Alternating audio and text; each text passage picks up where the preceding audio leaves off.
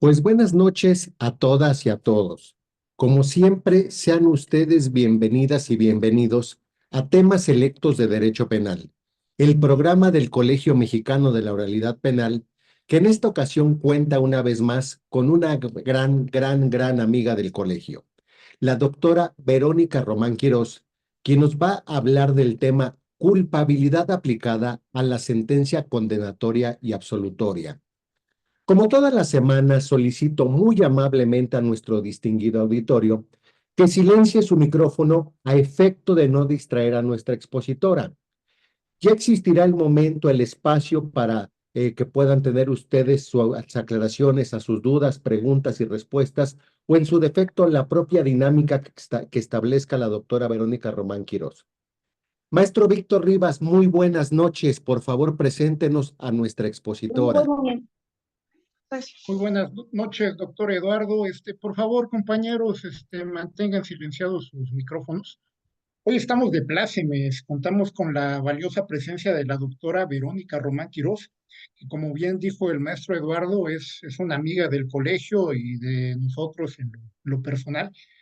Y aparte de que es una brillante jurista, es una excelente persona. Me voy a permitir leer una breve semblanza curricular de la doctora Verónica Román. La doctora Verónica Román es licenciada en Derecho con mención honorífica por la Universidad del Valle de México, maestra con especialidad en materia penal y doctora en Derecho por la División de Estudios de Posgrado de la Facultad de Derecho de la Universidad Nacional Autónoma de México, doctora por investigación por la Universidad Hispalense de Sevilla, España. Realizó una estancia de investigación en el Seminario de Filosofía del Derecho de la Universidad de Bonn, bajo la tutela del profesor Gunther Jacobs. Cursó el taller de técnicas de litigación en materia penal, impartido por la California Western School of Law en San Diego, California. Fue coordinadora de posgrado en Derecho de la FES Aragón de la UNAM. Actualmente es catedrática de la División de Estudios de Posgrado de la Facultad de Derecho de la UNAM, de la Escuela Libre de Derecho, del Instituto de Formación Profesional, de la Fiscalía General de Justicia de la Ciudad de México.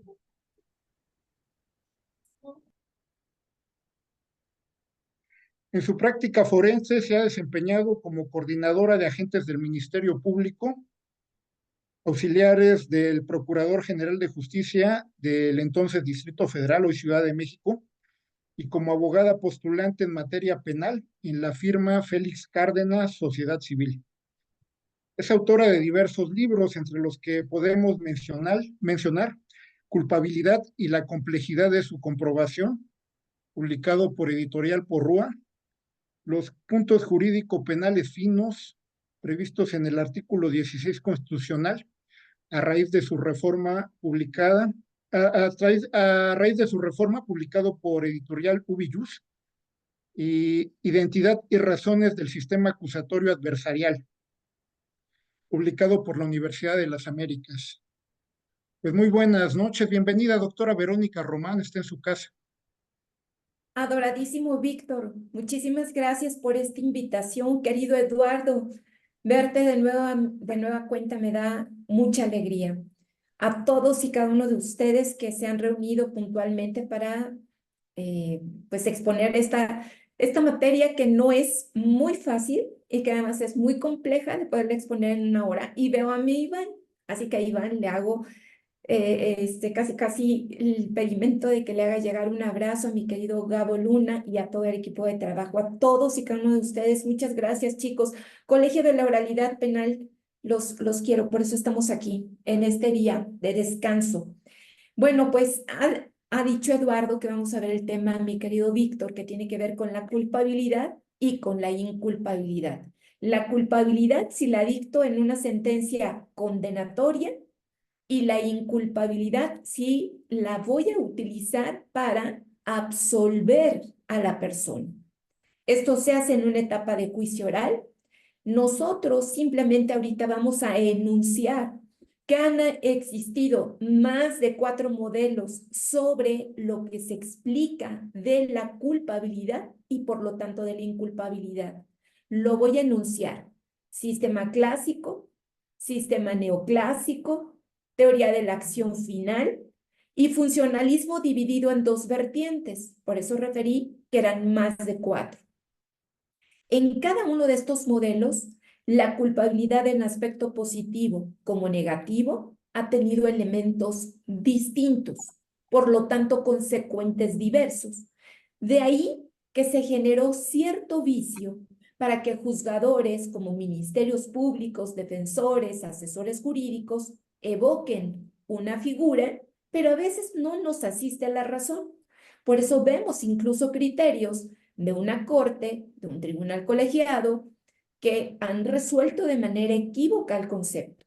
De ahí que por el tiempo que tenemos reservado para el día de hoy, escuchen, como vamos a tener obviamente aquí grabada la sesión y la van a poder ustedes repetir cuantas veces lo deseen, quiero advertir de manera muy veloz lo siguiente.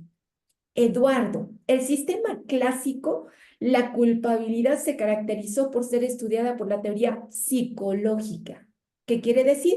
Que le importó estudiar al dolo y a la culpa adentro de la culpabilidad.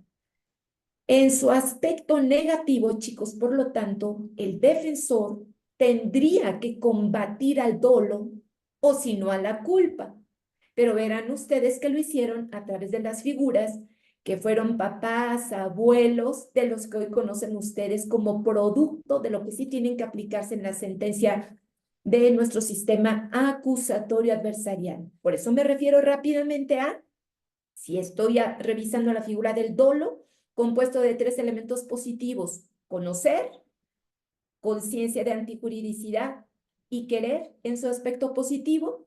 En el negativo, de manera correspondiente para combatir al conocer, se usó al llamado error de hecho esencial. Para combatir a la conciencia de antijuridicidad, se empleó al llamado en aquel momento error de derecho. Para combatir al querer del dolo, se usó a la coacción.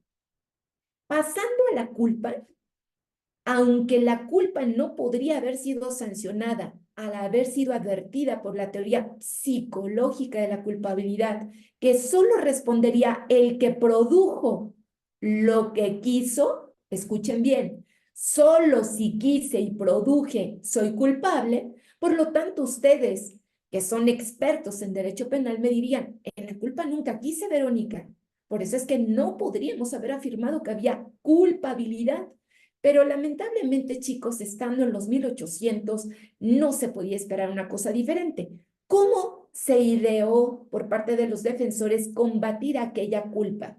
La culpa estaba dividida desde ese momento, como hoy la conocemos, en una culpa consciente y en una inconsciente. La culpa consciente compuesta por prever el resultado, confiando en que no pasaría el mismo. La culpa inconsciente con el no prevé el resultado siendo previsible.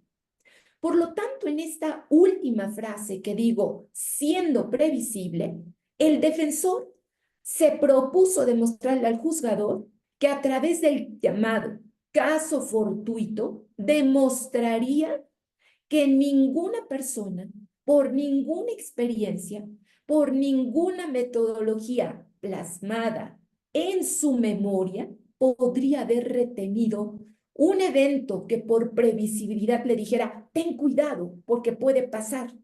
Y entonces por eso la frase de siendo previsible la traducía el defensor diciendo, nadie humanamente podría haberlo previsto. Siguiente sistemática, chicos. En el neoclásico, obviamente se incrementan los elementos porque evolucionan, y esa culpabilidad positiva y esa inculpabilidad positiva queda como sigue. 1. Se trae al que fue presupuesto del sistema clásico como elemento de la culpabilidad. Y entonces se pone como elemento número 1 positivo de la culpabilidad a la imputabilidad. Ya no es presupuesto, como en la anterior sistemática. Por lo tanto, había necesidad de que el sujeto tuviera capacidad de entender y de querer. Segundo, en la inculpabilidad, su primer elemento, por lo tanto, ustedes lógicamente me contestarían, bastaría que el sujeto fuera inimputable. Porque, querido Víctor, eso nos han inyectado hasta el cansancio y nos han dicho lo que, haz de cuenta, lo que suena lógico es lo siguiente. Si yo exijo que seas imputable, pero no lo eres, pues entonces tendrá que haber inculpabilidad. ¿Pero qué creen? Nosotros no podemos hablar así a la ligera, sino que tenemos que ser muy técnicos y decir lo siguiente. Nuestro Código Nacional, hoy por hoy, incluso, al señalar en el artículo 405 del Código Nacional para la sentencia absolutoria, en la fracción 3 romana, a la figura de la inimputabilidad, tampoco está muy bien, sino que el 414 lo llena perfecto. ¿Por qué motivo? El 414 del Código Nacional, en cambio, sí afirma que existiendo inimputabilidad, apertura un juicio especial, que no es cierto, mi querido Eduardo. Y si encuentro un inimputable, en vez de aplicarle una pena, le aplico una medida de seguridad. No puede cometer delito, ciertamente, pero no es que no exista delito, sino escuchen, estaría cometiendo como los adolescentes, conducta tipificada como delito, pero el elemento culpabilidad estaría cuestionado en el primer elemento positivo. Segundo elemento en el sistema neoclásico. Los neocantistas pidieron normativizar al derecho penal. Por eso, chicos, es que surgió una tercera forma psicológica de la culpabilidad. No bastó el dolo, no bastó la culpa. Empezaron a hablar en el intermedio de la figura que se llama preterintencionalidad. ¿Cómo vamos a dejar a los elementos del dolo idénticos que en la sistemática pasada? Repito, solo por, obviamente, si se les pasó, y más por los minutos, porque tengo mucha información que darles el día de hoy. 1. Conocer versus defensor emplean error de hecho esencial. Invencible. 2. El dolo se compone de conciencia de antijuridicidad. Por lo tanto, el defensor empleaba un error de derecho. 3. El Ministerio Público acreditaba que ese sujeto que conoció, que actuó con conciencia de antijuridicidad, además hizo el resultado, querer. ¿Y qué decía la defensa? No, señor juez. Mi representado actuó bajo una coacción. Esos son mis chicos. Así se acredita y se desacreditaba la culpabilidad dolosa en aquel momento. Me paso a la preterintención. Cuando en la preterintención surgen 3 teorías, las 3 estuvieron loquísimas, pero ayudaron porque adelantaron a la figura que hoy ustedes sí aplican y que tiene un cimiento fundamental para el dictado de sentencia, pero a nivel de tipicidad. Me explico. Se llama dolo eventual. La preterintención fue sustituida, llegado el momento, por el dolo eventual durante la sistemática que llamamos nosotros finalismo o también conocida teoría de la acción final. Me explico. ¿Qué dijeron de la preterintención? Primera teoría.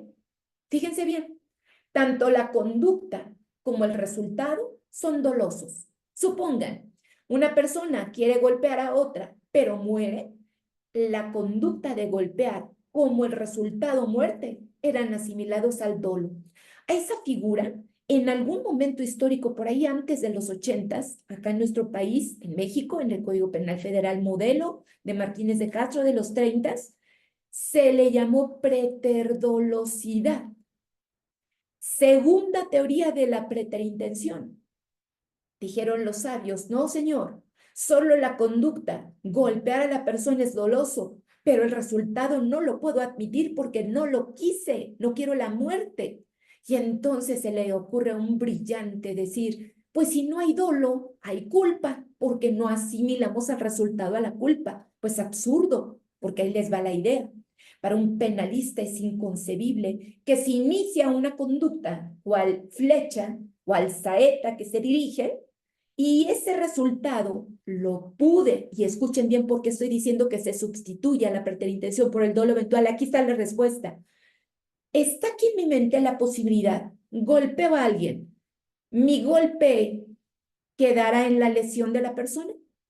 Quedará en la lesión clasificada de la fracción 1, de la 2, de la 3, de la 4. Hagan de cuenta, 15 días más. ¿Voy a dejar que esa persona no tenga una función de sus órganos vitales? ¿Perderá algún órgano? ¿Algún miembro? ¿Se dan cuenta de lo que pasa? Yo no puedo controlar eso. Sí, tal vez una lesión, pero la lesión incluso, por eso es tan compleja que se pueda hablar sobre una tentativa hasta que no tenga una materialización. Y entonces se empieza a hablar de lo siguiente. Ojo, chicos. La conducta dolosa no puede tener un resultado culposo porque lo que, dijo el dolo eventual, lo que tú pudiste prever y continuaste con el camino del curso causal y llega a ocurrir lo que imaginaste, que se llama previsibilidad, va a ser la propia aceptación de ese resultado que lo haces propio, aunque no querido, que es la diferencia entre el dolo directo y el dolo eventual. Dolo directo quiero el resultado, pero en el dolo eventual acepto el resultado que imaginé que podía pasar y que no me frené. Por lo tanto, los de la preterintención fallaron en esa segunda teoría. Tercera teoría, chicos. Los alemanes, cansados de esas dos teorías, dijeron, vamos a tratar de resolverlo con algo que se llamó delito cualificado por el resultado. ¿Y qué creen? También se falló. Y ahora me explico por qué. En ese momento se estaba confundiendo a dos conceptos que ustedes como penalistas y administrativistas, porque ya había a mí, Osvaldo, a mi líder, a mi amigo, a mi maestro. Fíjense ustedes, tenemos dos cosas que no podemos confundir. Culpabilidad, principio de culpabilidad. Pueden sonar, pueden ser de la familia, pero ¿qué creen? Uno es previo del otro. Me explico. Culpabilidad, como dijo mi amigo Víctor, esta clase es de sentencia. Se lleva en juicio oral la culpabilidad. O bien, como dijo mi Eduardo, será para el dictado de la no culpabilidad, que me conllevará a una sentencia absolutoria.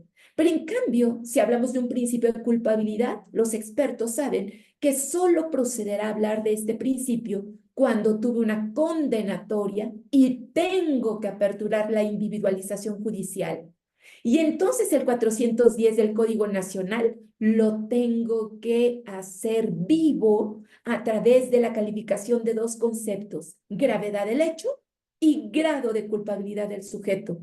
Pero vean cómo no son idénticos.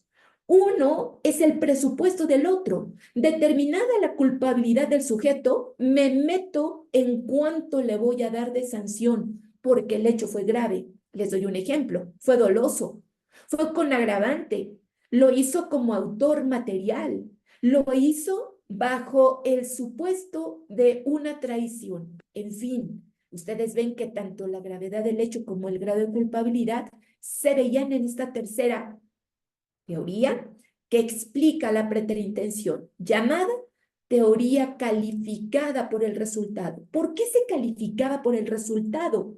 Pues porque precisamente para graduar a la punibilidad, ojo, que viene de origen sentada por el legislador a través de los códigos sustantivos, porque nos anuncian como amenaza, ojo, al que prive de la vida a otro se le impondrán. Esa es la punibilidad. Y esa punibilidad, entonces, fue el anuncio de graduación entre la cual iba a deambular un juzgador en la sentencia de culpabilidad. Cuando es peticionado por un ministerio público, por un asesor jurídico, con los resultados de las pruebas desahogadas en juicio oral, van a solicitar entre el rango mínimo y máximo lo que se va a llamar punición. Y le van a decir, señoría, individualice aquella regla que le dio el legislador entre lo mínimo y lo máximo de 8 a 20, dele la máxima. Porque él lo hizo así, lo hizo así, y además es una persona tal cual que el juzgador se pronuncia por la punición cuando se mete en el principio de culpabilidad en la audiencia de individualización judicial tras haber condenado, haber quedado firme hasta ese momento, por supuesto, una sentencia condenatoria. Siguiente punto. Ustedes ya tienen dos elementos positivos de la culpabilidad y por lo tanto los negativos del dolo, de la preterintención y de la culpa que se repiten. Pero ¿cuál fue la novedad de los neoclásicos? La novedad consistió precisamente en que incorporaron a cuando se exigía la normalidad de las circunstancias dentro de las cuales obra una persona llamada autor del hecho delictuoso. Normalidad. ¿Y saben quién es la normalidad de las circunstancias bajo las cuales obra el autor? El antecedente del que hoy y que en breve vamos a hablar de él bajo la denominación exigibilidad de otra conducta. En aquel momento, el juzgador hacía un juicio de valoración diciendo, eso es lo normal, eso es lo que cualquier persona hubiera hecho ante tal eventualidad. En cambio, hoy, el juzgador se convierte en algo más complejo y dice, atento en las circunstancias, por los datos de prueba, supongan, que fueron acarreados a través del medio de prueba desahogado y que se convierten aquí en prueba, escuchados, inmediados, contradichos, etcétera, en juicio, decido que en efecto a la persona le hubiese exigido conducta diversa de la desplegada. O bien, atento en las circunstancias, no podría hacerle ese juicio de exigibilidad. ¿Por qué? Porque se acredita una excepcionalidad que le permiten ser humano, no ser héroe, no ser heroína, y por lo tanto el derecho penal no le finca un juicio de culpabilidad. Tercera teoría, mis chicos. ¿Qué pasaría ahora a la luz de la teoría de la acción final? Facilísimo. Nos vamos a ir al tema precisamente y llevo 20 minutos rápidos. Nos va a dar muy bien tiempo de poder hablar de este tema, que tienen que ver con lo que el Código Nacional prevé. Pido de favor, nos remitamos al 405 del Código Nacional, 402 del Código Nacional, para que con el primero nos refiramos al asunto negativo y con el segundo al asunto positivo. Dice el 402 que solo cuando se alcance el grado de convicción, es decir, que no existe duda razonable, se dictará una sentencia condenatoria. Pero en cambio 405 nos da 3 fracciones romanas, a través de las cuales en la primera fracción hablamos del elemento atipicidad, del segundo, causas de justificación, y el tercero, inculpabilidad. O sea, así que nos vamos a dedicar, según el programa, solo a la fracción 3. ¿Pero qué creen? Como ustedes se van a dar cuenta conmigo, y somos expertos en derecho penal, nos vamos a meter también en la fracción 2 por una nimiedad que tal vez no habían detectado, que a partir de hoy la van a dejar marcada en su cabeza. 1. La culpabilidad en la teoría de la acción final está conformada por, nuevamente, imputabilidad, capacidad de entender y querer, para algunos llamada como Metzger, que fue el antecesor, y como Wetzel, que fue su sucesor, referida a la capacidad que tiene un sujeto para autodeterminar su conducta conforme a lo conocido, y por lo tanto hay personas que le llaman capacidad de motivación conforme a la norma, porque la norma nos está incentivando a que tengamos una pauta conductual. La expectada hace que nunca nos sancionen. En cambio, cuando nos salimos del riel, cuando no seguimos por donde debemos, ¿se acuerdan que se habla de algo que se llama el iter criminis, el camino del delito? Y te empiezan a marcar en qué momento te desviaste. Y en ese momento sabrán si te imputan por dolo o por culpa, si como autor, si como partícipe, si por delito consumado o tentado, o si bien te van a dar una ley especial como el Sistema de Justicia Integral para Adolescentes, pero no te exentan de que respondas ante el Estado de Derecho que tuvo que crear una terminología que rescatara al que creyó equívocamente que por ser inimputable no se le sancionaría. Acuérdense que hay 3 grupos etarios, responden con imposición de medidas de seguridad como los inimputables, que ustedes conocen bajo la terminología de trastorno mental, desarrollo intelectual retardado, y gracias a esto nosotros podemos darle un mejor tratamiento en esta clase del día de hoy. Segundo elemento, mis chicos, conciencia de antijuridicidad. Y ustedes ya la habían escuchado conmigo hace unos momentos. Esa conciencia de antijuridicidad formó parte del dolo en el sistema clásico y neoclásico. Lo desprenden al dolo, lo suben a la tipicidad, ahí lo dejan al dolo, solo con el verbo conocer y querer, y lo dejan como elemento del por qué se cometen las conductas delictuosas. Y en cambio a la conciencia de antijuridicidad la arraigan, la plantan, la dejan para hacer el juicio de reproche que formula el juzgador. Ahora bien, quienes me hayan escuchado, siempre asemejo a la conciencia de antijuridicidad con algo chusco para que no se les olvide. Las mujeres que somos muy, pero muy detalladas en las cosas, somos capaces de molestarnos porque hizo. ¿Por qué no hizo? ¿O por qué no hizo y no evitó? En este momento les hablé como penalista. Hizo, delito de acción. ¿Por qué no hizo? Delito de omisión simple. ¿Por qué no hizo y no evitó? Delito de comisión por omisión. Y eso es la conciencia de antijuridicidad. Es el juicio de reproche cuando la persona hace lo que la norma le prohíbe. Es cuando la persona no hace lo ordenado.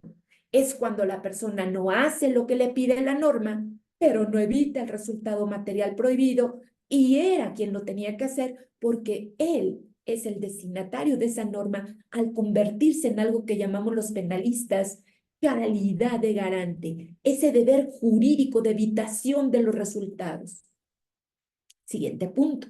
Si eso significa la conciencia de antijuridicidad, ¿qué tendrá que hacer el defensor?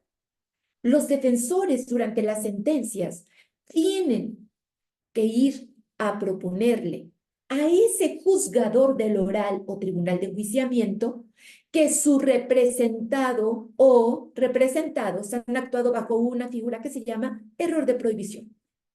Chéquenla y está en el 405 del Código Nacional, fracción tercera. Y ese error de prohibición lo vamos a dividir en 2. Vamos a abrir además nuestro Código Penal Federal como modelo. Ustedes lo replican en el Código Penal del estado donde ustedes se encuentren. Y el artículo 15, su fracción octava, inciso B de burro, nos va a hablar del error de prohibición. Acuérdense que el error de prohibición viene del linaje sistema clásico y neoclásico del que se llamó error de derecho. El error de derecho, ¿saben qué hacía con nosotros, chicos?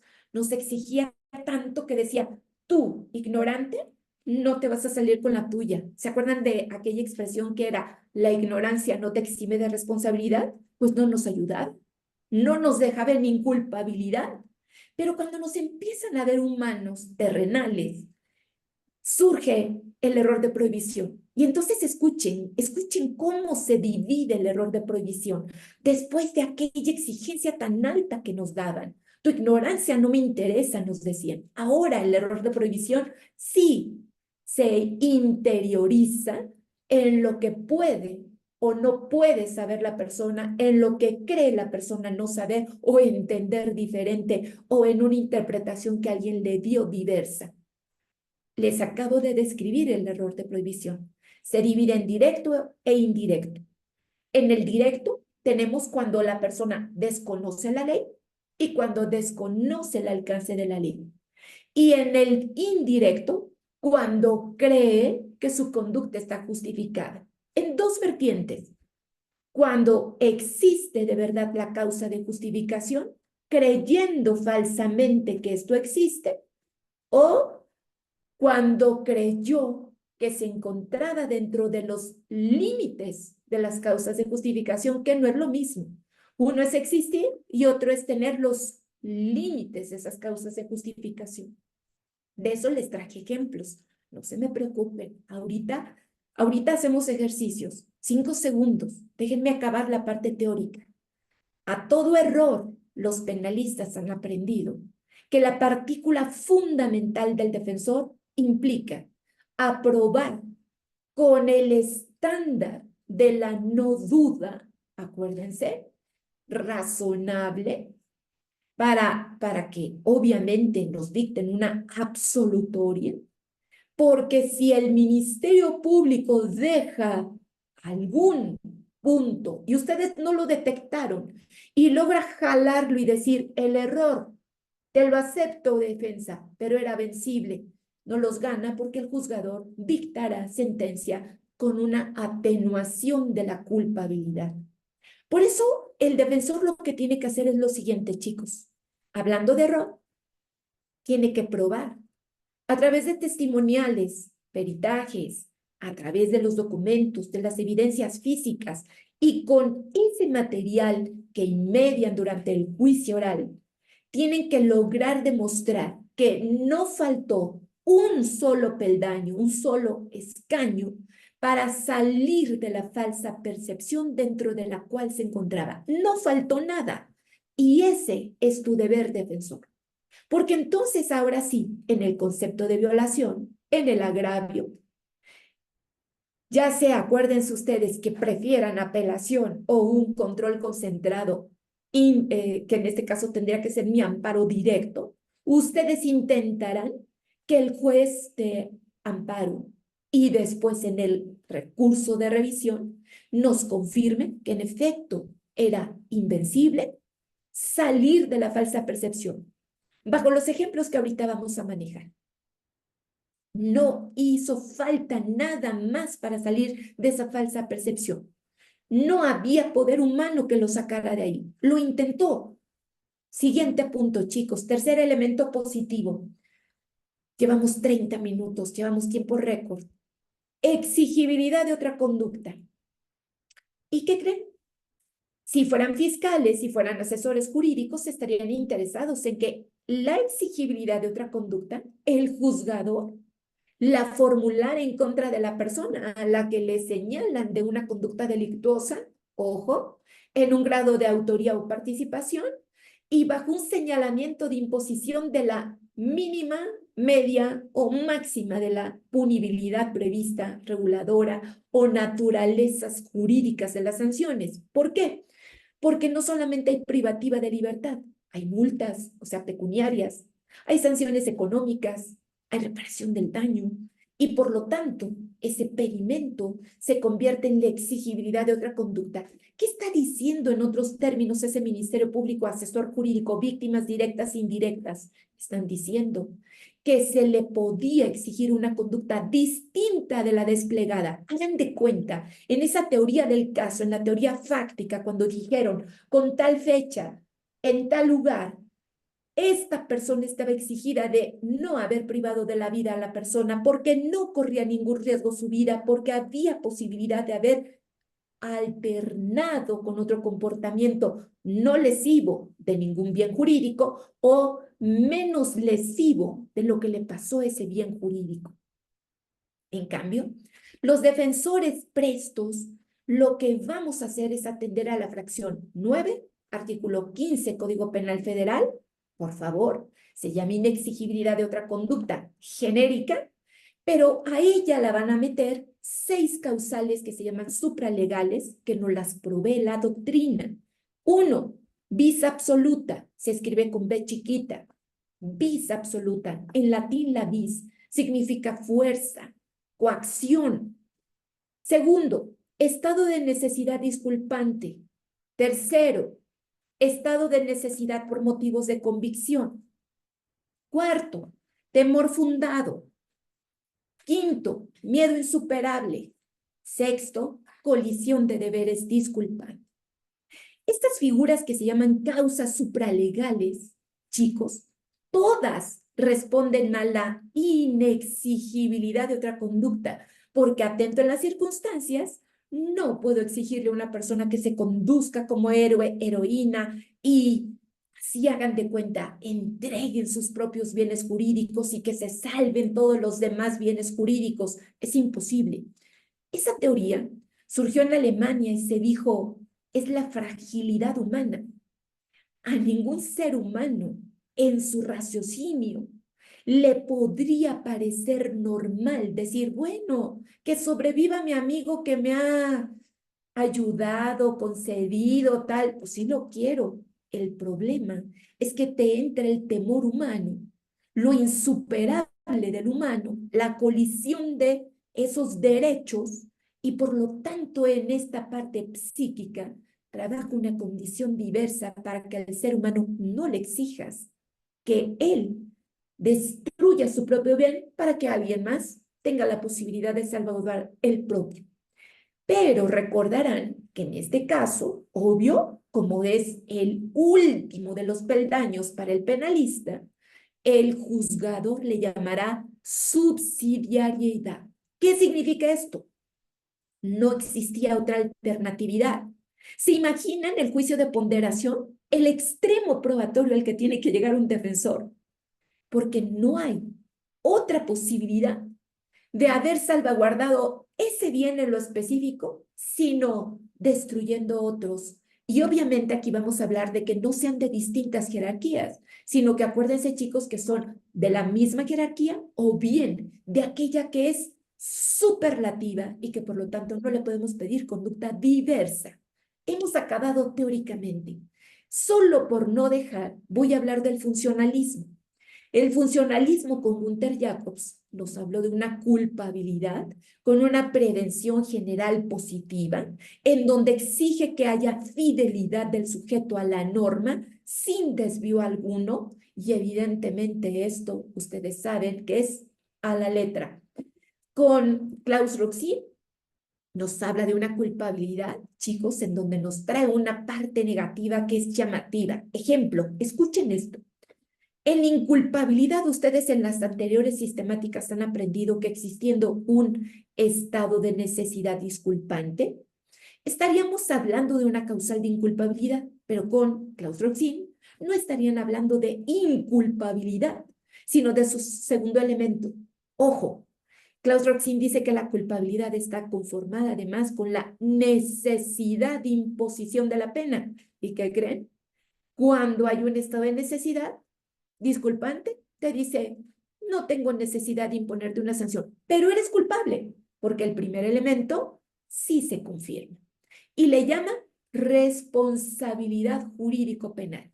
Responsabilidad jurídico-penal dividida en culpabilidad, necesidad de pena, y ya les hice la diferencia.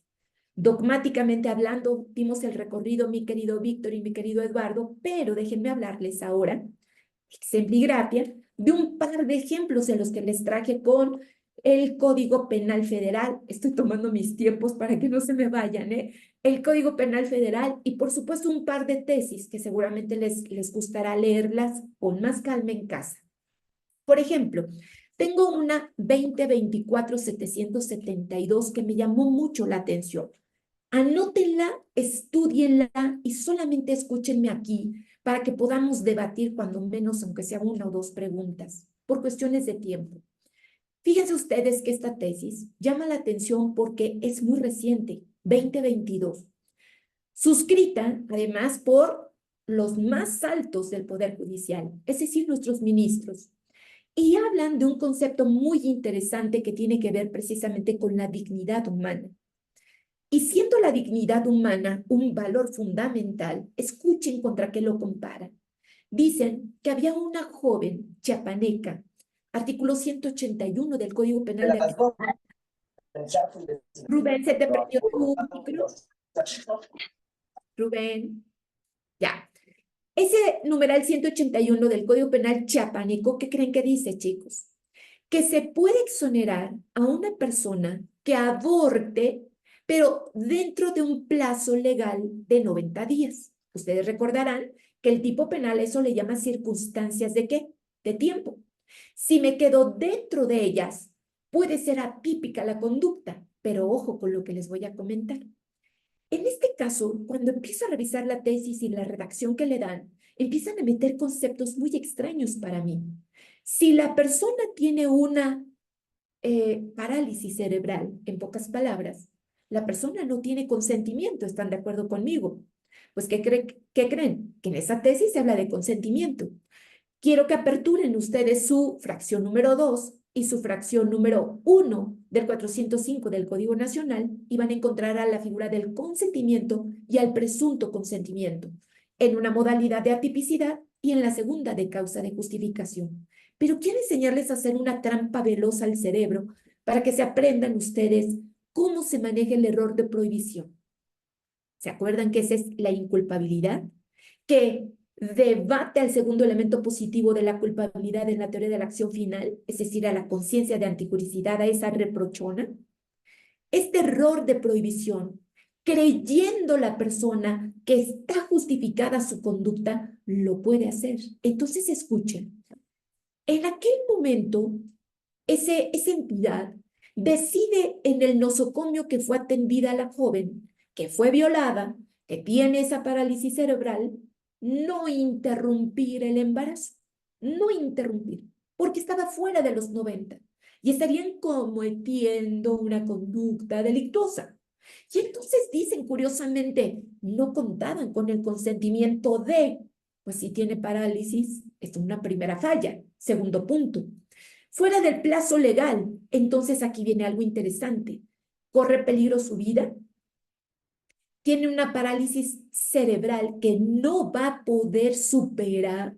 Entonces el Estado de Derecho podría tal vez erigirse en el tutelador del bien jurídico, pero no me encantó cómo trataron al bien jurídico, porque hagan de cuenta que al bien jurídico aquí le dicen literal, no pueden supeditar el derecho a la vida al derecho fundamental de la madre. Y entonces me recuerdan lo que asquerosamente en algún momento de la historia del derecho penal se habló. Acuérdense y nos decían, ¿qué vale más? ¿La vida de la mamá o la vida del producto? Caray, la vida es la vida. Y entonces cuando ya hay estos debates, decían, no es un deber ético, sino el derecho a la vida, bien jurídico penal. Por lo tanto, supongan, vamos a pensar que vamos a representar a un médico, mi querido Eduardo, y vamos a ir a representar al médico que sí tomó la decisión de que fuera del plazo legal de los 90 días y que dijo, yo estoy avesado en los conceptos de derechos fundamentales, principios de gobernabilidad del sistema acusatorio adversarial y creyendo que estoy justificado en mi conducta, ejerzo el derecho regulado en la norma, ojo, porque creí que los 90 días, ojo, no eran debatibles por lo siguiente. Estudios de laboratorio te pueden decir que tenía o estaba dentro de los 90 días y es muy difícil que te puedan dar el margen exacto salvo que la persona tenga idea de qué día fue violada.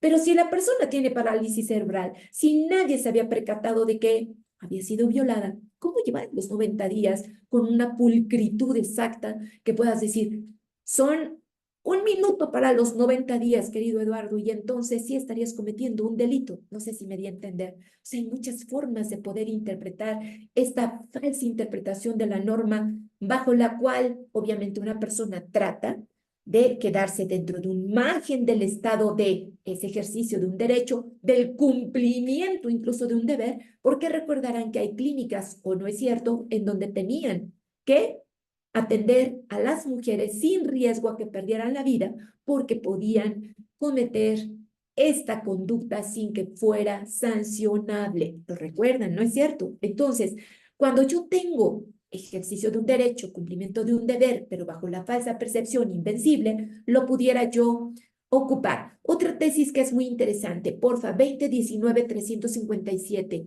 Esta me habla de la libertad. Ya saben ustedes de uno de los bienes jurídicos más complejos de tutelar, libre desarrollo de la personalidad. ¿Y por qué les hablé de la libertad? ¿Saben por qué? Porque se divide en dos, en el aspecto externo y el interno. En el externo hay una libertad de acción. En el interno hay una autonomía personal.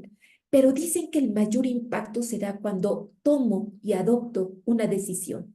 En este caso, evidentemente, el Estado de Derecho, cuando en los distintos numerales que les preparé, 209 del Código Penal Federal, y quiero que lo lean en su casa con mucha calma, se van a dar cuenta que empezaron a regular si una persona omitía, ojo, impedir un delito de estos de los que les estoy hablando, en contra del libre desarrollo de la personalidad, en contra de la dignidad humana o en contra de la integridad física o psíquica.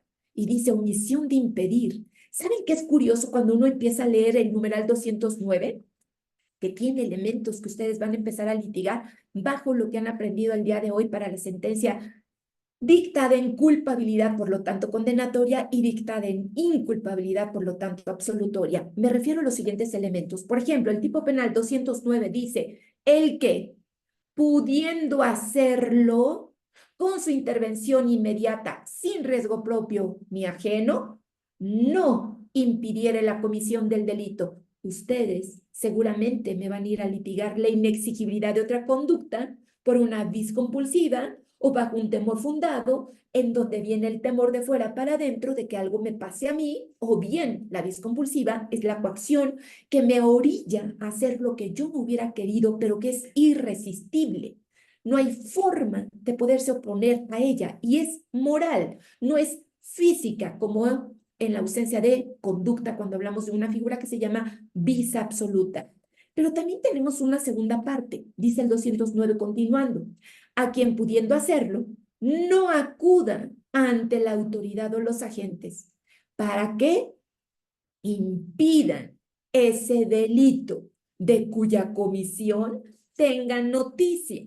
Entonces, bien curioso, porque recordarán ustedes que entonces les tendrían que meter en los programas de testigos protegidos y evidentemente el cambio de identidad y además que, supongamos, tuvieras que ver con la comisión del hecho delictuoso, pero en un grado menor, estilo 256, fracción quinta del Código Nacional, cuando eres un agente colaborador, porque después de que formaste parte de ese grupo, ojo, tú con un delito menor, pudiendo señalar a autores partícipes de un delito mayor, en donde conozcas la estructura y les puedas conducir para que puedan hacer decomisos, extinciones de dominio, acuérdense de un inmueble en donde tengan a la trata de personas, porque ahí cabe el libre desarrollo de la personalidad.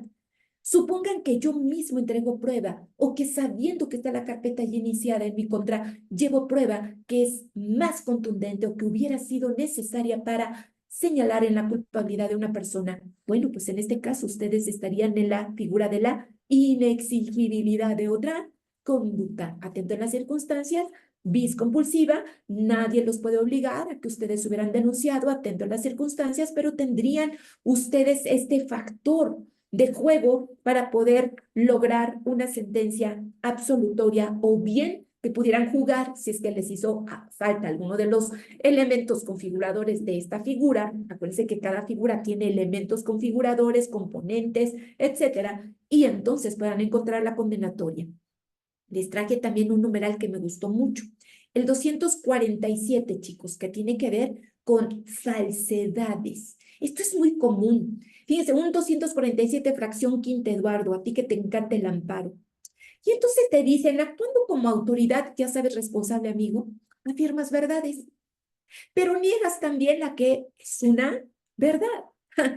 ¿Y qué creen? Creyendo, y aquí viene una cosa bien interesante, quien actúa como autoridad responsable, artículo 5 de la ley de amparo, a veces recibe la información, no es que le conste, no sé si me di a entender.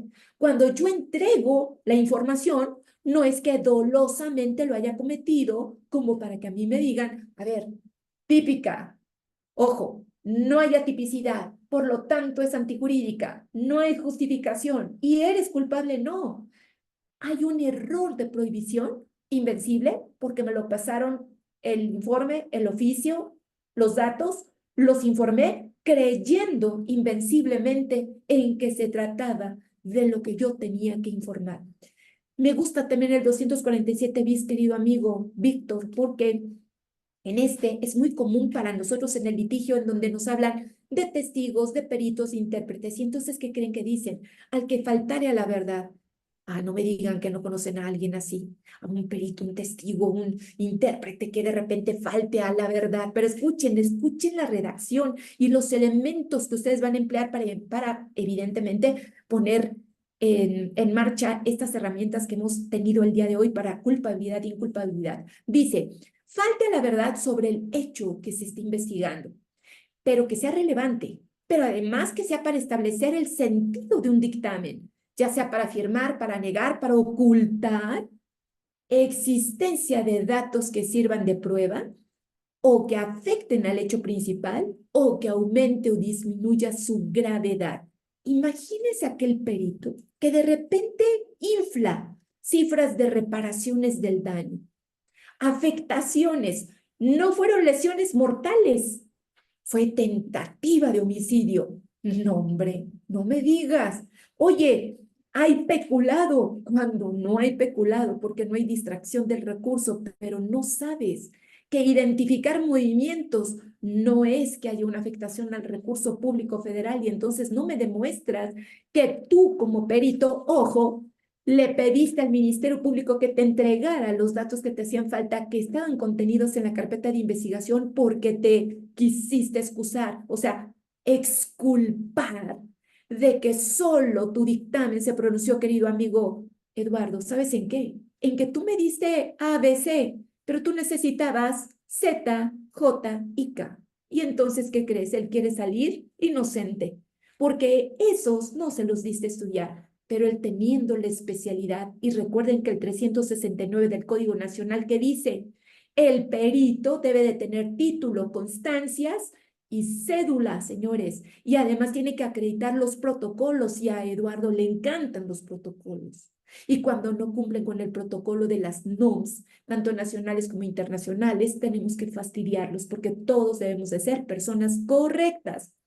Por lo tanto, no pueden decirme que no actuaron con dolo. Ejemplo, no pueden usar el error de tipo porque conocían el tipo penal que estaban cometiendo, quisieron el resultado. No podrían decirme, no creí que estuviera prohibido faltar a la verdad, no creí que estuviera ordenado por la norma decir la verdad. No, señor, no puedes usar el error de prohibición porque te faltó este paso, este paso, este paso. Y yo sé que además ustedes en el dictamen se van a empezar a fijar en un apartado que dice, ¿qué material consultaste, perito? Y el perito, ¿se acuerdan que nos reporta? Usé la denuncia, usé supongan, el estado de cuenta número Z. Pues no, de ahora en adelante le vas a decir, mira, no les digo las palabras que a veces pienso, pero podría quedar muy bien, infeliz. Cuando tú incriminas indebidamente a alguien, nadie te va a poder ayudar porque no es lo correcto. Pero también tengo otro numeral, no sé si de tiempo de 3 segundos más, sí, aunque sea para que me hagan una pregunta, mis chicos. Miren, me da mucha risa porque luego el código dice cada barbarie. Dice el 380 del Código Penal Federal, extorsión, comete extorsión. El que obliga a alguien, pero escuchen esta frase, sin derecho. Ah, no manches. Entonces, cuando sí tienes derecho, no cometes extorsión. Lo puedes obligar a hacer, a dejar de hacer, a tolerar y a dar. Y eso no se llamaría extorsión. Pero además le agregaron causándole perjuicio patrimonial. Ese es el modelo federal. Yo ya lo he visto modificado en los códigos estatales. Pero hagan de cuenta que cuando ustedes, así cuando ustedes vean una frase como sin derecho, indebidamente, eso inmediatamente los va a remitir a la fracción 2 del 405 del Código Nacional. Se llaman causas de justificación. Es inmediato. Pero ¿qué creen? Cuando ustedes no logren que eso existe en la realidad, ahí les va, ¿qué es en la realidad? Es que no sabía que no tenía derecho, sino que la persona ya te está diciendo, creí que tenía derecho de írselo a pedir porque me falló y no llegó.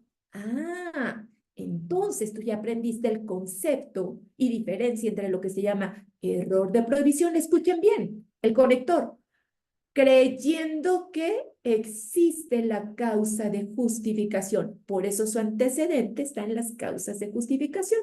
Cuando estas no son reales, aquí las utilizas porque creíste falsamente que sí existían. Muy fácil el ejercicio. Siguiente y última, porque seguramente ya ustedes están todos alucinados, ¿no? Diciendo, bueno, ¿qué le pasó a esta demente? Porque fuimos corriendo. Pero miren, este está muy interesante. 366 ter y quater. Quiero que los lean en su casa. Se llama privación ilegal de la libertad y de otras garantías. Rápidamente dice, comete el delito de tráfico de menores. ¿Quién? Escuchen esto, ¿eh? ¿Quién? Y te dan diversidad de personas, pero te dicen, traslade un menor de edad de 16 años fuera del territorio nacional de manera ilícita. O sea, ya saben, cuando cometen sustracción o retención de un menor y de repente los trasladan. Siguiente punto, pero te dice, con propósito de obtener un beneficio económico indebido. Yo digo, ah, caray, entonces podemos vender a nuestros menores de 16, pero debidamente. Eso es como, ya sabes, es así la ironía de lo que escriben de repente en el código. Pero escuchen esto, es por lo siguiente. Cuando te dan atenuantes, te dicen, te voy a imponer la mitad nada más, siempre y cuando me demuestres que no tenías el propósito de obtener un beneficio económico indebido. Ah, carajo, yo eso lo aprendí en la escuela como atipicidad. Si no configuro que quería obtener, pues entonces es atípico, porque llegó hasta allá. O sea, es una locura el código, mis chicos.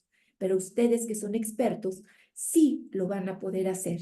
¿Qué van a decir? Yo nunca perseguí, por lo tanto estoy en una causal genérica de atipicidad o estoy bajo el error de tipo porque me dijeron que lo iban a cuidar. Y escuchen por qué. Aquí viene en una segunda fracción la incorporación de un elemento muy interesante que dice, la persona que en el extranjero o en territorio nacional reciba a ese menor, pero con el propósito de incorporarlo a su seno o núcleo familiar, también se le va a atenuar la sanción. ¿Cómo lo ven?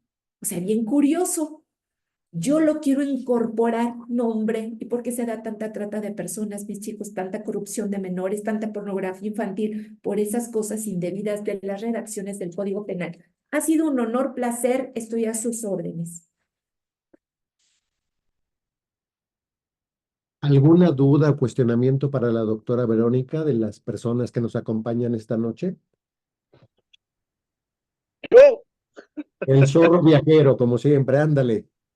gracias, Su Majestad, muy buenas noches. Un placer, como siempre, escucharla y aprender de usted. Saludos desde Chiapas. Mire, siempre me ha surgido una duda, que bajo el error de prohibición invencible respecto a la antijuricidad de la conducta, respecto al alcance de la ley, cuando nosotros usamos esa chicana, por decirlo así, de que un abogado supuestamente le dijo pues, que no era delito eso que iba a hacer, por ejemplo, el golpear o matar a la persona que entra a su casa con intención de robar para saltarnos la hipótesis de defensa legítima, ¿no? Tendríamos que llevar al abogado, al supuesto abogado, perdón, o con testigos. Ok, ¿qué pregunta? Y dice mi Eduardo, Gracias. zorro viajero de Chiapas. Bueno, oigan, de Chiapas para el mundo, ¿no? Mis chicos, Eso. que empiece por lo siguiente. Gracias por estar con su servidor el día de hoy. Mira, zorro, tenemos que empezar por lo siguiente. Cuando hay alguien que de repente te dice, y te lo dijo previo a que ocurriera un evento como el que me contaste, en donde muere una persona, porque ese sujeto tuvo una falsa interpretación de la norma a partir de la interpretación indebida del que se lo dijo. Pero a ver, espérate, vamos por partes. Es verdad que si ingresan a tu casa tienes derecho a defenderte. Recordarás que está el segundo párrafo y si no, ábrelo ahorita mismo, por favor, artículo 15, Código Penal Federal, fracción número, esos son mis chicos, 4, perfecto, los estoy escuchando, ¿ven? Fracción 4, segundo párrafo, y entonces eso se le llama presunción de defensa legítima. ¿A qué se refiere? Te dice que cuando la persona, por ejemplo, intente ingresar y ponerte en riesgo, pues tus bienes jurídicos ya están expuestos porque si entra alguien, podrías defenderte. Hay una repulsa de esa agresión. Pero ojo, tú me estás hablando de un error de prohibición y me llamó muchísimo la atención por lo siguiente, ¿Por qué me dices que alguien ya le había dicho que podía privarlo de la vida y no cometer delito? No haría falta si estuviera dentro de todos los requisitos de la defensa legítima. No haría falta. Así lo describe la defensa legítima, pero tú me estás diciendo que entonces no existe o no está dentro de los límites de la defensa legítima. Repitamos cuáles son los elementos de la defensa legítima. Uno, nos dicen, para que tú obres en defensa legítima necesitas repulsar una agresión real, actual o inminente, sin derecho, existiendo necesidad de la defensa, con proporcionalidad de los medios, sin que haya mediado provocación suficiente inmediata del agredido o del que defiende. Y por lo tanto, con base en esto, acuérdate que hasta el artículo 10 de la Constitución te permite tener armas en tu propia casa. ¿Para qué? Para la defensa. Y acuérdate que la defensa legítima es una figura muy noble, mi querido zorro viajero, en donde puedes proteger vida, libertad, integridad, y en antaño, cuando surge la figura, se pudo defender incluso a la dignidad, porque te retaban y te decían, a ver, mugroso, X y se retaban a duelo. Entonces, cuando tú me hablas de error de prohibición, yo sigo pensando que hay más bien algo, ahí te va, que pienso yo del ejemplo que me das. No estaban adentro de su casa y no había indicios reales de que iba a ingresar a su casa y de que iba a exponer un bien jurídico de dentro de su casa o de su casa. Una persona que está paseando y que simplemente le dispares, hombre, es que tú no puedes usar un error de prohibición diciendo, creí que el alcance de la ley no era para mí, porque, a ver, estamos confundiendo algo. El alcance de la ley quiere decir que la persona concreta está creyendo que esa fracción no surgió para él, y eso no le pudo haber dicho una persona, más bien le dijo, tú, a cualquiera que veas que esté en la barda de tu casa, dispárale, porque ya estás en posibilidad de defenderte. No obstante que esté ya en huida, así hagan de cuenta yo de espalda, y Eduardo va a practicar la necropsia, ¿no? Porque va a pedirle y va a decir, vamos a verificar qué le hicieron a Verónica, porque seguramente cuando le dispararon, no le dispararon en defensa legítima, porque, ¿qué te contó el necropsista? ¿Qué te dijo Eduardo?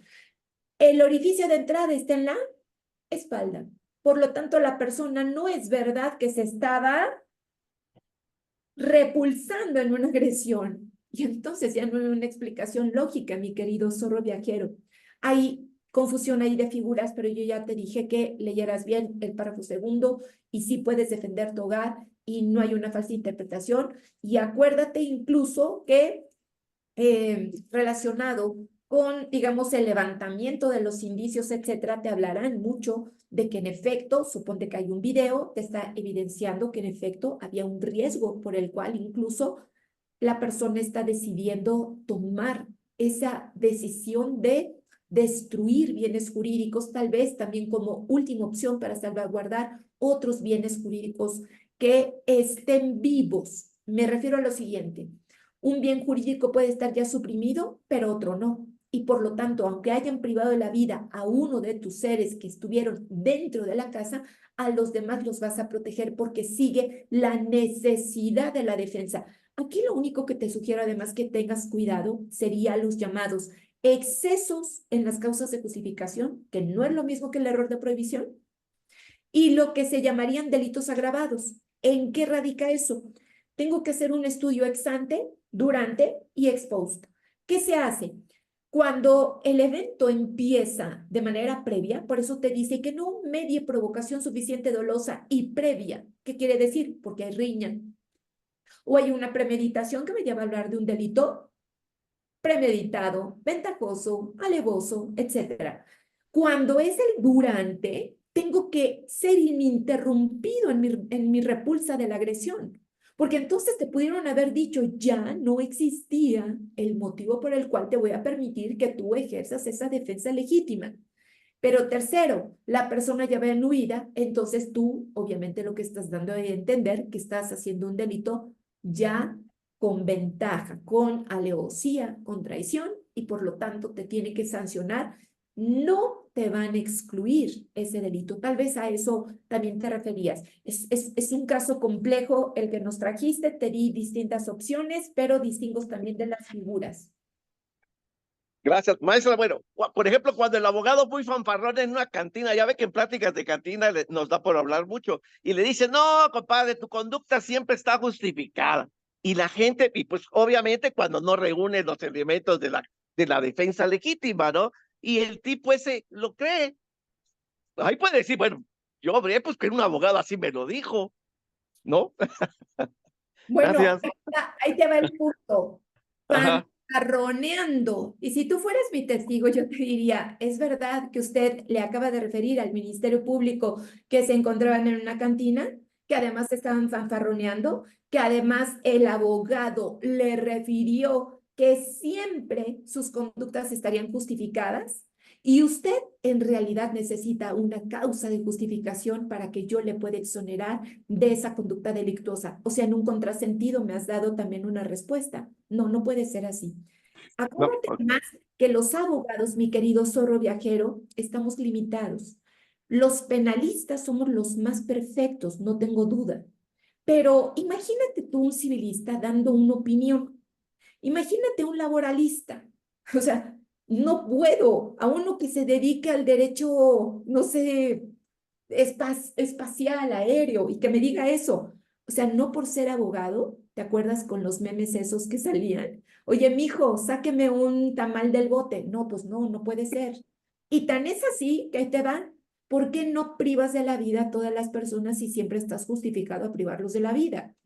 Y por eso hasta tu mente te traiciona porque tú siempre esperas a que te hagan algo para estar justificado a que tengas una conducta que se supone o atípica o justificada o disculpada. Pero en realidad ese error que tú me quieres hablar, te voy a pedir que lo leas en un libro que lo escribió Klaus Roxin y se refiere al error de tipo, error de prohibición y al error sobre las causas de justificación en sus presupuestos. Y el presupuesto para hablar de una causa de justificación es que cuando menos pudiera estar expuesto un bien jurídico, y aquí en este caso ni siquiera lo estuvo. De modo tal, mi querido zorro viajero, que tienes una tarea bastante importante de aquí a la próxima vez que nos encontremos. gracias. ¿De qué? Pues mira, Verónica, en el chat te felicita Alma Hernández, dice excelencia, excelente ponencia, doctora. Zurita Hernández Cecilia te dice muchas gracias, doctora. Lucía Santiago dice siempre tan interesante su clase. María Alejandra Esquivel te dice excelente conferencia, doctora, muy ilustrativa. Mónica Quirós te dice extraordinaria conferencia, prima Verónica Román Quirós. Usuario te dice excelente como siempre, apreciable doctora. Isabel te dice excelente disertación, estimada doctora Verónica Román y moderadores. Alejandro te dice extraordinaria forma de sintetizar teorías, muchas gracias. Lilia Cristina te dice siempre es grato, motivante y nutrido escuchar a nuestra queridísima doctora Verónica Román Quirós. Saludos desde Durango, mi admiración siempre. Ernesto Iván te dice buenas noches a todos, como siempre es un honor aprenderle, queridísima doctora Verónica Román Quirós. Le mando saludos, excelente disertación. Blanca te dice, gracias doctora Verónica Román, siempre tan clara y excelente su disertación. Betsabe te dice, excelente ponencia, muchas gracias. Verónica Ortega, un gusto siempre escucharla, doctora, gracias. Felipe, un honor aprender de ti, admirada maestra. Y Dania te dice, excelente manera de explicar, preciso y claro, muchas gracias. Osvaldo, siempre apasionado de su intelecto, doctora, abrazo. Y bueno, tienes una última, si lo dispones así, una última pregunta de Mónica que tiene su mano alzada y con esto pues creo estaríamos ya culminando esta sesión porque has sido muy generosa en obsequiarnos tu tiempo en un día que como bien dices ya huele a vacaciones y por si fuera poco ya nos hemos excedido. ¿Sí estamos de acuerdo, Vero? Adelante, por favor, mi Eduardo. Mónica, por favor.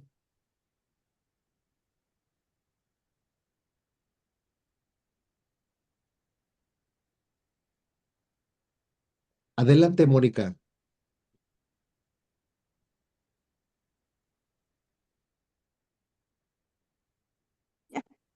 Hola, doctor Eduardo Martínez Bastida. Doctora Verónica Román Quiroz, mi pregunta es, ¿pueden cambiar los presupuestos de una sentencia absolutoria y se puede configurar a una sentencia condenatoria? Eso es todo, ya no les quito más tiempo. Muchas gracias, doctor Eduardo, al organizador y a la doctora Verónica. Muchas gracias, buenas noches. Gracias, preciosa. Pues, a ver, por lo que pude comprender, si podríamos cambiar los presupuestos, algo así entendí, de la sentencia absolutoria para cambiar a la condenatoria. Bueno, ustedes recuerden que nada queda firme hasta que está firme, ¿no? ¿Se acuerdan? Y aún así, les quiero dar un consejo. Nosotros sabemos que existe un incidente de reconocimiento de inocencia, que quiere decir que aún habiendo una sentencia condenatoria que se esté ejecutando, de cualquier manera puede emerger lo que hable de tu inocencia. Ese que se tiene que contraponer con la prueba que sirvió de base para dictar la sentencia condenatoria y por lo tanto te absuelven. A eso se le llama reconocimiento de inocencia. De allí que cuando el 485 del Código Nacional nos dice se trata de una causa que extingue a la potestad de ejecutar la pena o medida de seguridad, que extingue la acción penal, es falso, porque nadie puede ser inocente y a la vez se puede extinguir la posibilidad del Estado de investigar, perseguir y sancionar. Son dos cosas distintas. Por eso les decía que hay muchas fallas en nuestro modelo, tanto sustantivo como procesal. En ese caso, claro que se puede hacer. Y por supuesto, recordarán ustedes que cuando no está firme, se acude por el recurrente, llamémosle teoría general de los medios de impugnación y después control concentrado, pues claro que puedo cambiar el sentido de una sentencia por otro porque se haga una debida valoración judicial de cada uno de los medios de prueba que han servido de base para que se dicte esa sentencia en uno o en otro sentido. De hecho, recordarán que de los conceptos más famosos son siempre fundamentación, motivación, porque se agrede al 16 constitucional, el 14 por las formalidades esenciales del procedimiento y también, por supuesto, del 19 cuando estamos en etapas previas, porque tiene que ver con la vinculación a proceso en un principio de congruencia direccionado a dictar una sentencia condenatoria con un 23 constitucional cuando nos dicen nadie podrá dos veces por un mismo hecho ser tal cual, si es que fue absuelto o si fue condenado, y si no, hasta el sentido del sobreseimiento. Por lo tanto, claro que tenemos que luchar hasta el último de los momentos por lograr que la verdad, como el 20A, fracción primera de la Constitución, lo ordena. Esclarecimiento del hecho, que se proteja a los inocentes, que se presuma la inocencia, que se trate a los inocentes como lo que son y que, por supuesto, reine la reparación del daño siempre y cuando exista una víctima a la cual hacerle también justicia. Pues muchas gracias, Vero. Un último comentario de Salma te dice, un honor poder al fin tomar en vivo una de sus ponencias, doctora. Entonces, creo que todas y todos estamos muy agradecidos por el tiempo que nos has obsequiado, por compartirnos tus conocimientos e invitarlos, como todas las semanas, a todas y a todos ustedes que la siguiente semana nos acompañen a otra emisión de su programa, Temas Selectos de Derecho Penal, el programa del Colegio Mexicano de la Oralidad Penal. Doctora Verónica Román, maestro Víctor Rivas, un gustazo verles. A todas y a todos ustedes por su atención. Muchas, muchas gracias. Que Dios los bendiga. Hasta siempre. Un honor. Gracias, saludos a Muchas todos. gracias, buenas noches. Amo a esta Gracias mujer. a todos. Muchas gracias, saludos. Saludos, doctora, desde Guerrero. Gracias, saludos, abrazos, bendiciones. Gracias. Cuídese mucho. Saludos, prima. Saludos, doctor Víctor. Saludos, doctor Eduardo. Que estén muy bien. Adiós, preciosa prima. Vero, bye. Doctora Vero, felicidades.